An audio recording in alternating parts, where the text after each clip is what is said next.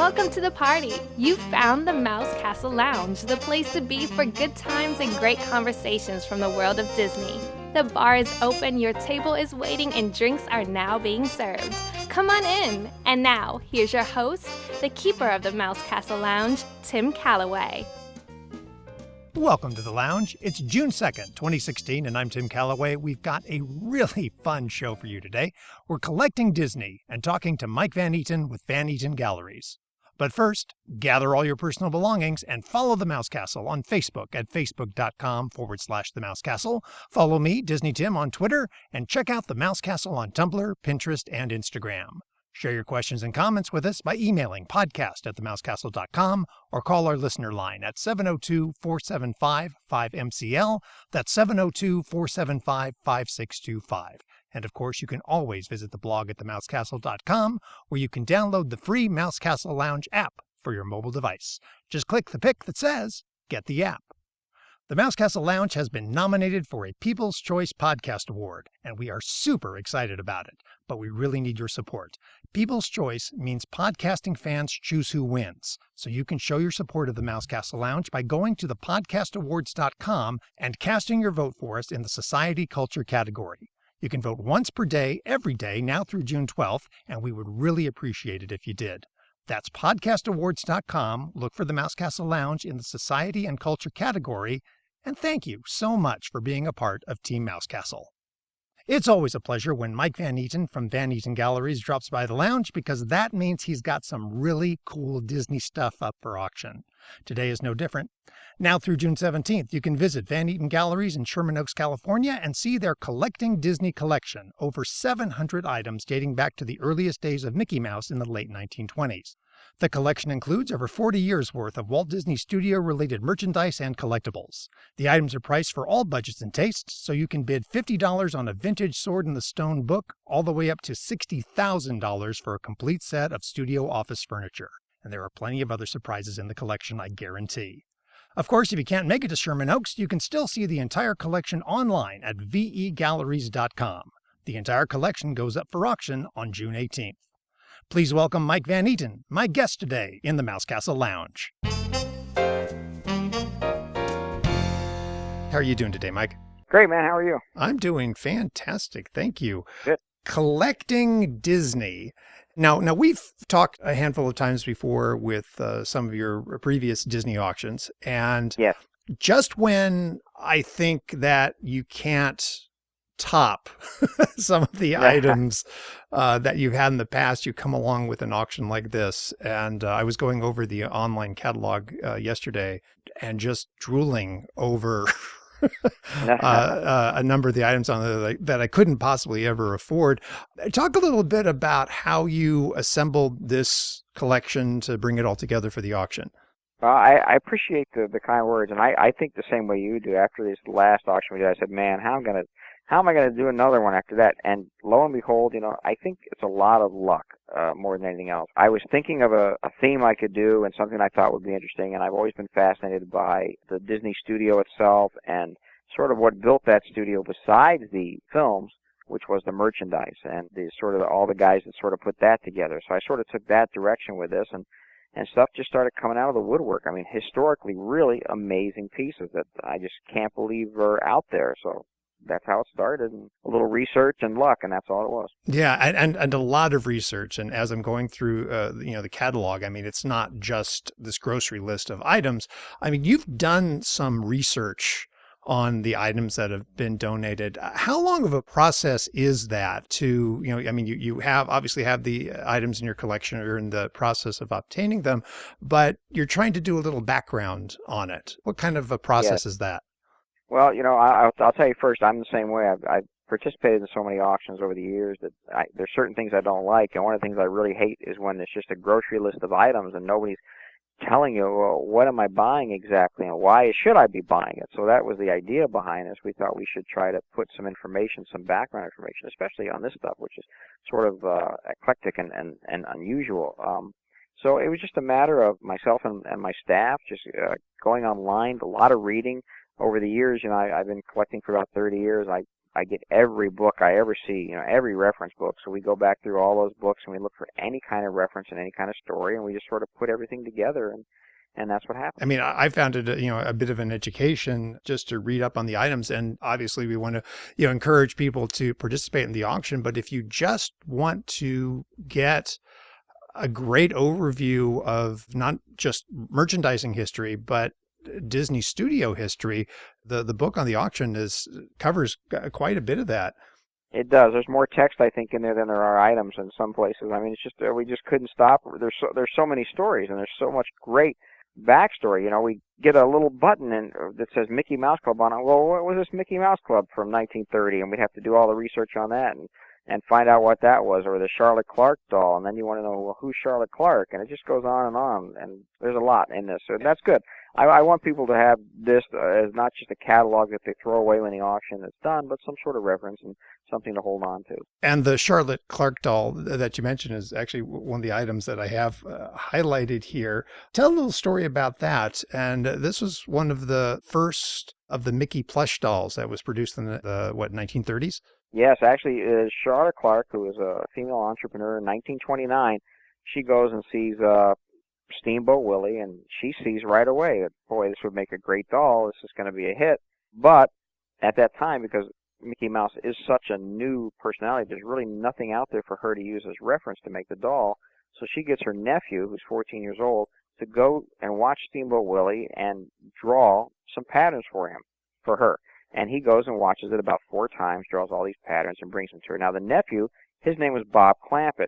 Bob Clampett later goes on to become a huge director and animator at Warner Brothers. In fact, he created Tweety for Warner Brothers, and later on he created Beanie and Cecil in the Beanie and Cecil TV show. That was all this same guy who was Charlotte Clark's nephew drawing Steamboat Willie. So anyway, he draws Steamboat Willie. She makes the doll, walks over to Walt Disney's studio, which at this, back in those days you could do, knocks on the door, says, "Hey, Walt, look what I made." Walt loves it and says, "You know what? You make them, I'll buy them." And he starts giving them as gifts to people. And that was really some of the first Mickey Mouse merchandise ever made, were these dolls. And it ended up that a picture of him with one of the dolls got into a newspaper or somewhere, and everybody started asking for these dolls. And she just couldn't keep up with the orders. So he rented a house next to the studio, got her 6 employees, and they made as many dolls as they could make, but it still wasn't enough. So eventually they had to go out and find somebody else to make the dolls. But Charlotte stayed with Disney and oversaw the production of dolls and merchandise until she died 30 years later. So her whole career came from that, and it's a great story. And then the doll we have in there has its own backstory besides that. Besides being a Charlotte's Clark doll, this doll Walt gave as a present to Alice Howe. And Alice Howe was the woman who he stayed with in France when he drove an ambulance when he was 17 years old. This woman was like his surrogate mother and took care of him in France, and they were lifelong friends. When she came to visit, he gave her the gift that he thought was the most important, a Charlotte Clark Mickey Mouse doll. So this doll we have is inscribed on the bottom, "To Alice Howe," in French, from your ambulance driver with the Red Cross, Walt Disney. It's incredible. So it's actually signed by Walt himself. Actually signed, inscribed in France by Walt, given to one of his lifelong friends. It shows the importance of these dolls to him at that time period. And then, again, one of the earliest dolls ever made, all handmade by Charlotte Clark. So it's an incredible. You have a couple of items in there that really were responsible for saving the companies that manufactured them. The first is you've got one of the original Ingersoll watches in the box, might I add. And this was from the Chicago World's Fair? I didn't realize that. Yeah, actually, I knew it was one of the first watches, but again, we do the research and find out that they made this watch specifically for the World's Fair. That's where it was introduced. It has a different bezel than most of the watches that were made later have, even a different box. In fact, the numbers around Mickey's knees, the 5 and the 7, are in a different position, and they rushed to get this watch out for the World's Fair, and so this was only sold at the World's Fair, and then when they mass marketed it about 6 months later, they had made some design changes and things like that. So it's the earliest of the Mickey Mouse watches. And so that would have been 1933 then. Yeah, 1933, and it's an incredible piece. And as you said, that company, you're in the middle of a depression, And this company is selling 1 million watches a year, practically, of Mickey Mouse by the mid-1930s. A pretty incredible story. Yeah, and the other huge seller for the time, of course, you have a 1934 Mickey Mouse hand car that was manufactured by the Lionel Train Company. Yeah, and they were already, we all know Lionel Train. They're pretty famous now, but they were actually going out of business because of the Depression in 1934 and had gone into receivership. But at that time, Walt had hired a gentleman, Kay Kamen, who was pretty much we call him a marketing genius, I guess. He wrote the book on merchandising and licensing, and he sees an opportunity. He talks to the people over there at Lionel. They go to the receivers and say, hey, how about give us a little money and we'll make this Mickey Mouse train? And luckily the receivers saw the potential.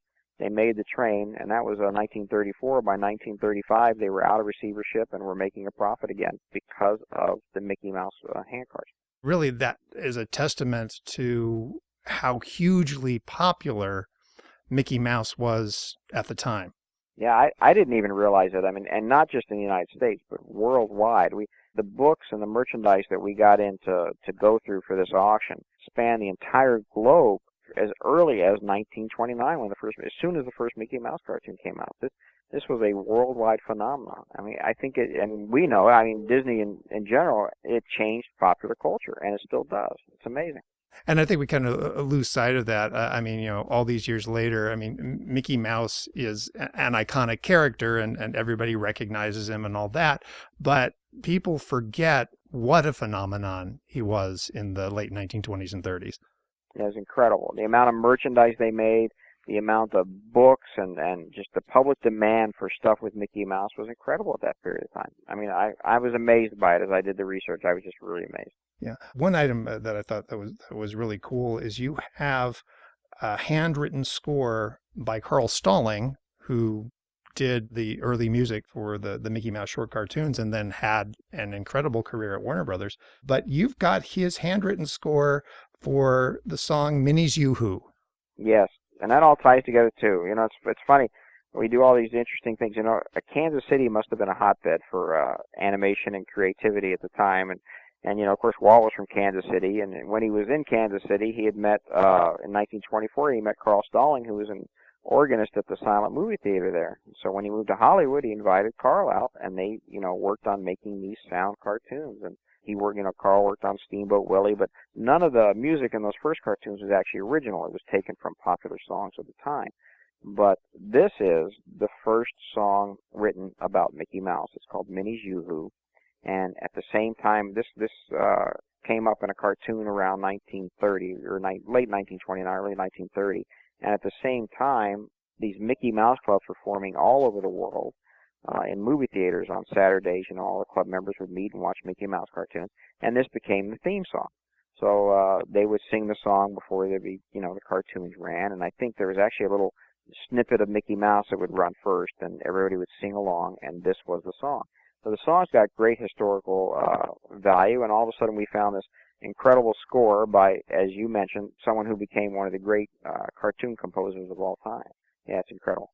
I keep using that word incredible over and over again because there's so much cool stuff in this auction. It's amazing. Oh, I know. And it's like I'm just flipping through the page and there's, multiple treasures on every single page. This one was kind of interesting and I guess rare in that it has survived as long as it has.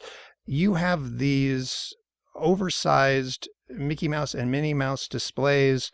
They're called the Old King Cole displays. What's the story behind those? Now, Old King Cole was the company, and they were a company that made advertising displays. When Mickey got really popular and this gentleman, Kay Kamen, was merchandising them, he needed stuff that he could have department stores put in their windows and display, or any store that was selling merchandise. So he had Old King Cole make these, and they're made from a mixture of paper mache, and I think they have mule hair in them. I don't know how they're made, but they're these molded displays. Most of them were static, non-moving. But for an extra amount of money, you could buy an animated one where they had a motorized arm or something like that. Those were more expensive, so they're much more rare. Mickey was the one that was usually bought, so Minnie was really rare. What we have found here is a matched, unused set of Mickey and Minnie. They're unheard of, and they're almost 3 feet tall. They're gigantic. They don't come across in a catalog as big as they are, but I was I was standing next to them yesterday going, wow, these are great.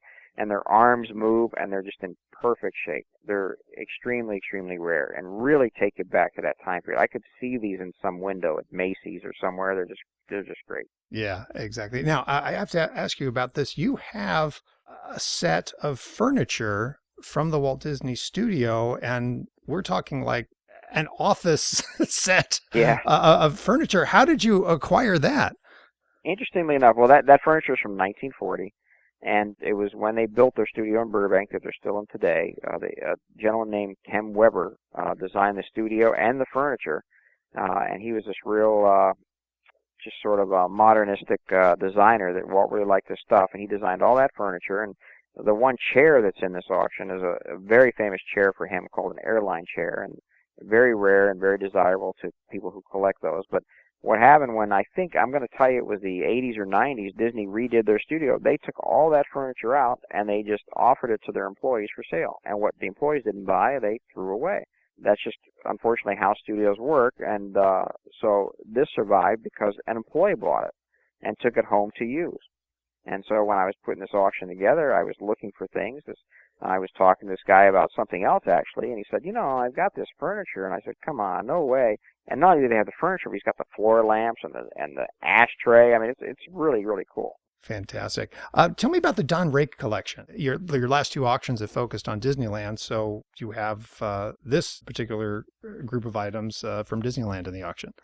Well, Disneyland's still an important part of the history of the studio, so I had to put it in there. Just a little bit. I didn't want to put too much in because we just did that one with all the stuff in, and we actually have another Disneyland auction coming up in November. But this woman approached me. Her late husband, worked for Disneyland in his spare time when they were building Disneyland. I said, well, that's interesting. What did he do?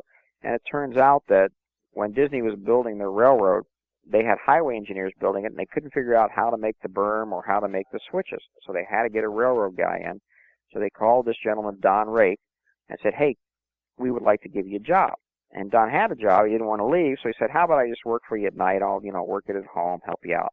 So he took all these blueprints home, this giant map of Disneyland that we have, this brown line, and worked on and designed the entire railroad system for Disneyland, as well as for Main Street, for the tracks on Main Street and the Casey Jr. ride. He did such a good job that they actually offered him head of transportation at Disneyland. But he didn't want to leave the current job he had, so he didn't take it. So this was the only work he did for Disneyland, important work that it was. Well, he died. The widow found the paperwork, put it on Craigslist for $2,500, and that was about 5 years ago that she did that. A collector happened to see the ad recently and called her to see if she might have copies of the pieces that she sold. And she said, well, I still have the pieces. Nobody answered my ad. Oh, wow. So he went over and looked at it and sent her over to me. And I think what she has is worth about $20,000 or $25,000. So we have it in the auction. And not only is it, there's an amazing brown line overview of Disneyland about 6 months before it's about to open. That's an incredibly beautiful framed large piece, centerpiece of any collector's collection. There's also blueprints of the railroad. There's his parking pass. There's all sorts of memorabilia that he kept while he was working for Disneyland. It's a pretty incredible collection.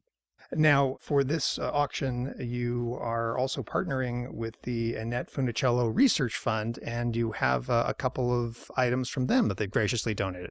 They did. It was very nice. They sort of wanted to test the waters and see, and they donated a couple beautiful items, actually. A sweater that she wore has a net on the front, and a great pair of Mickey Mouse ears that she used to keep in her house under plexiglass. They're both wonderful items, and the total funds of the Hammer are going to a great charity, to a great fund, for research of neurological diseases. So we're excited about that, too. Very nice. And kind of related to that, related to Annette, not necessarily the research fund, you have a life-size toy soldier from the movie Babes in Toyland. That also starred Annette. Yes. Yeah, that just showed up. Somebody said, what I think I have? And I said, you don't have that. And he says, no, I really do. And I said, all right, let me see, And so he brought in this 8-foot-tall or 10-foot-tall soldier. And I went and got the DVD to that film, and I must have watched it 30 times looking for that soldier, because most of the soldiers in there are stop action. I kept watching it. And I was getting really frustrated because I had to find it, so I could verify that it was actually from the movie. And my daughter comes up and says, "Well, there it is right there, Dad." And she points to the DVD, and sure enough, the cover of the DVD is a publicity photo of Annette with 2 toy soldiers, and one of the toy soldiers is the one we have in this auction. So thanks to my daughter, I realized that that's what I had. So we have this toy soldier that was probably a prop in the film. It was probably also, since a lot of the main props they took over to Disneyland and decorated Disneyland with, it was probably there at some point in time also. And it's very visible in this publicity photo where Annette is standing right next to it. So it's a pretty neat item. Nice piece of memorabilia from both Annette and from the movie and the studio. Yes. Here's another very cool item, and actually they're all cool items. Like I keep saying that over and over again. You say cool, I'll say incredible and amazing. Those are the only words I keep saying. That's it, and we'll both be correct. The exactly. acetate masters audio recordings from the Jungle Book. Oh, those are great. I really love those. Those are so fun. When this movie first went into production, it was really, they were trying to be really true to the Kipling story, which is much darker. And they did a much darker sort of music to it, a much more Indian-themed music. And they had a gentleman named Terry Gillickson write the entire score and all the songs for it. But once they boarded it, Walt really didn't like the direction it was going, so he threw everything out. And he brought in another crew, Sherman Brothers, to do music and other guys to do the story. And the Sherman Brothers listened to the original music and said, "Hey, Walt, you should just keep this one song. This one song might be good." And the song they kept, The Bare Necessities. But these original acetates not only have all the original songs that Terry wrote for the movie, but also has the original version of The Bare Necessities sung by Thurles Ravencroft. Oh my God! Yeah, he's people may know him as the voice of Tony the Tiger, or he sings "You're a Mean One, Mr. Grinch." And he was in the barbershop quartet that used to go around on Disneyland, and he's in the Haunted Mansion, one of the singing bus. The singing bus, yeah, big bass, singer. Anyway, so yeah, he's a Disneyland guy. So everybody knows his voice. So here he is singing this. I don't even know how the Sherman Brothers figured out this would be a good song. They're singing this strange version of Jungle Book, and then we have the original acetate of Phil Harris singing a much more updated version of it because Terry had to stay involved with it. So it's a great way to see the evolution of behind the scenes, and it's historically important, I think, and I love it. I think they're amazing. I think that's just incredible. Now, how many items total are in the collection? 714. There's a lot. Here's a great thing about this collection, because you had to show books, we had to show the toys and the merchandise. So there's a lot of stuff that's not everything is a $10,000 item. I mean, there's $50 items and $25 items. I mean, there's something straight across the board for everybody here. And there's a lot of stuff I think that is really underpriced. There's amazing stuff I think that I'm looking at going, wow, this is way too cheap for this. Original book concepts. There's animation art. There's book art. I mean, this is a pretty wide-ranging auction, I think. Now, if people want to participate in the auction, either online or in person, how do they go about doing it? Well, we have a website. It's vegalleries.com. You can go there and register to bid online. It's a live streaming auction. And, of course, the auction is live here. If you're in the LA area, you can just come down to the gallery here in Sherman Oaks, California, and participate in the auction. They're actually a lot of fun to come to. It's very exciting. We have a great auctioneer, and there's always lots of food, and everybody seems to have a good time. And we have an exhibition now. You can come down and just see what's in the auction, and that runs until the 17th of June. Mm-hmm. And then the auction will be held on the 18th at 11 a.m. Fantastic. And of course, like you said, if you want to find out more, just go to vegalleries.com. I highly recommend ordering the book. Like I said earlier, even if you have no intention of bidding on the items, but you have an interest in Disney history, I mean, this is just a remarkable collection that spans the entire length of the Disney company, basically. I appreciate that. We had a lot of fun putting it together, so I hope people like it. Mike, appreciate your time. Good luck with the auction, and thanks for spending time with us today in the Mouse Castle Lounge. Thank you. And that will do it for this edition of the Mouse Castle Lounge. Thank you to Mike Van Eaton for being my guest. Stay up to date with everything going on in the Mouse Castle Lounge. Subscribe to us on iTunes, Stitcher, or SoundCloud. You can also download the free Mouse Castle Lounge app, which you can get right now by going to themousecastle.com and clicking Get the App. The Mouse Castle Lounge is not affiliated with the Walt Disney Company. I just like to talk about them. I'm Tim Calloway. It's been a blast as always, so let's do this again real soon. Don't forget to vote for us in the Podcast Awards. Take care.